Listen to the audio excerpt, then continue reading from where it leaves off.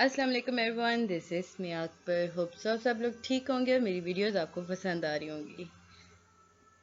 आज ही हम लोग कर रहे हैं लेक्चर नंबर 8 ISL202 का मॉड्यूल 1 पार्ट 33।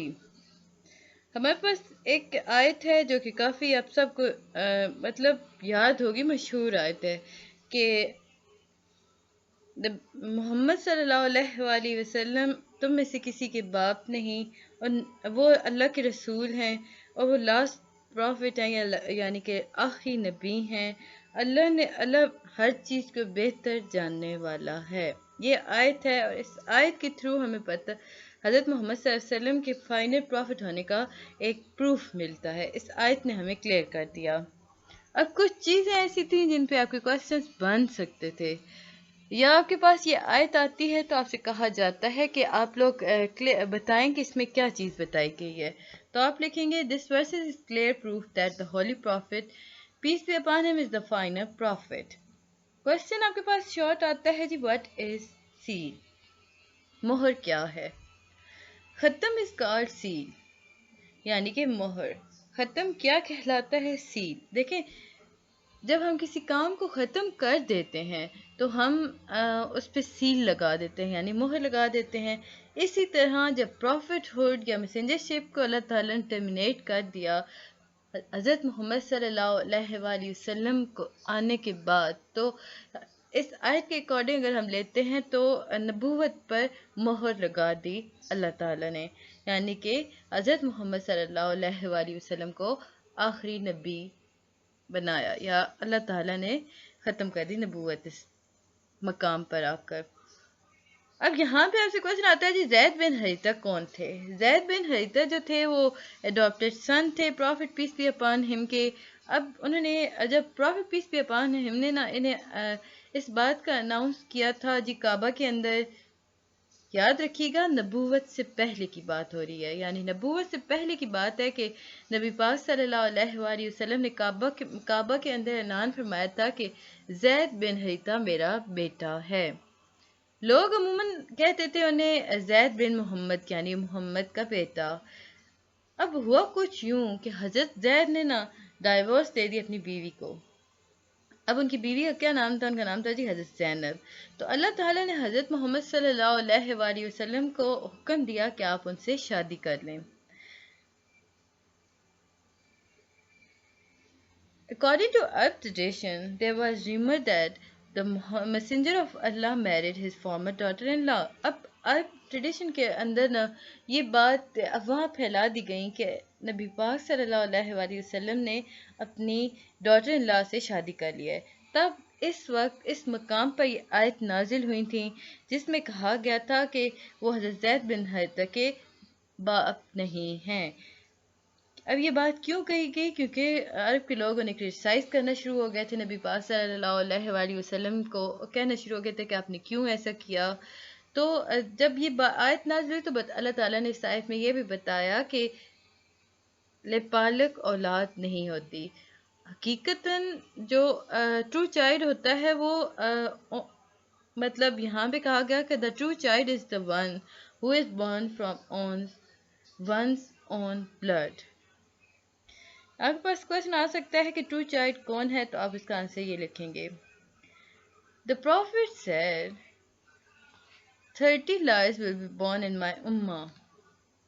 अब नबी पाक सल्लल्लाहु अलैहि वसल्लम ने इरशाद फरमाया था कि मेरी उम्मत में 30 झूठे पैदा होंगे और वो सारे सारे खुद को प्रॉफिट कहलाएंगे।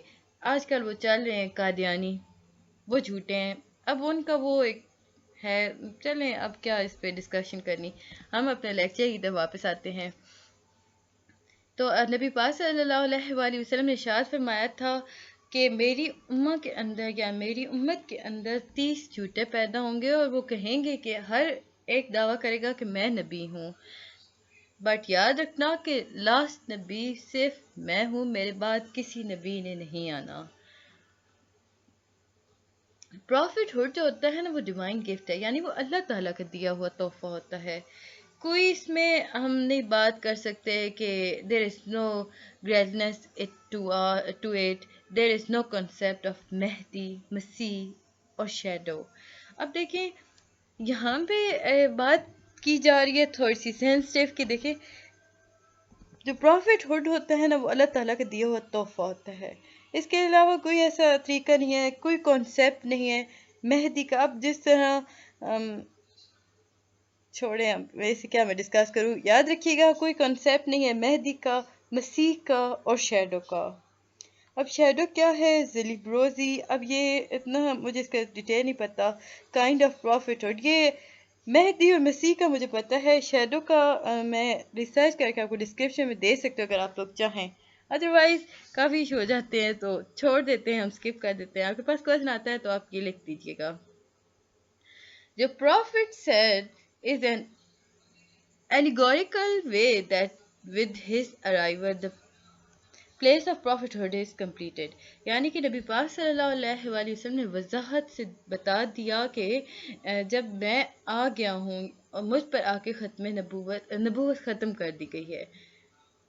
Once he said to हज़रत अली, एक दफ़ा ऐसा हुआ कि हज़रत अली से इरशाद फरमाया, will you not be pleased that you will be to me like हारून और मूसा, but there will be no prophet after me। आपने इरशाद फरमाया था कि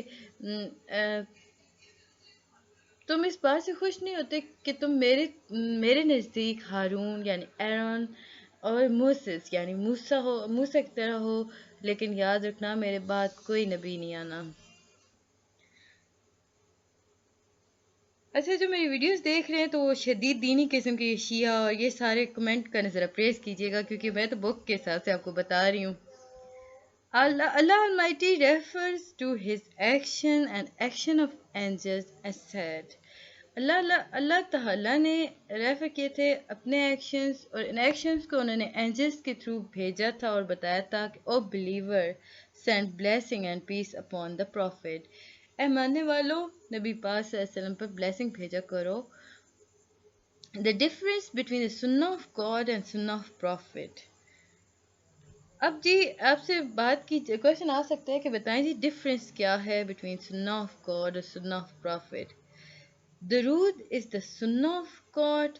याद रखिए दरूद शरीफ जो होता है वो सुन्ना है गॉड का, और it is not bound by time, और किसी बात पे बाउंड नहीं किया जा सकता, किसी वक्त के लिए ख़ास मुख्तस नहीं है, आप जब चाहें पढ़ सकते हैं। अच्छा, आगे मेरे पास एक और इम्पॉर्टेंट बात थी कि you are more well wisher to the believer than they are to themselves।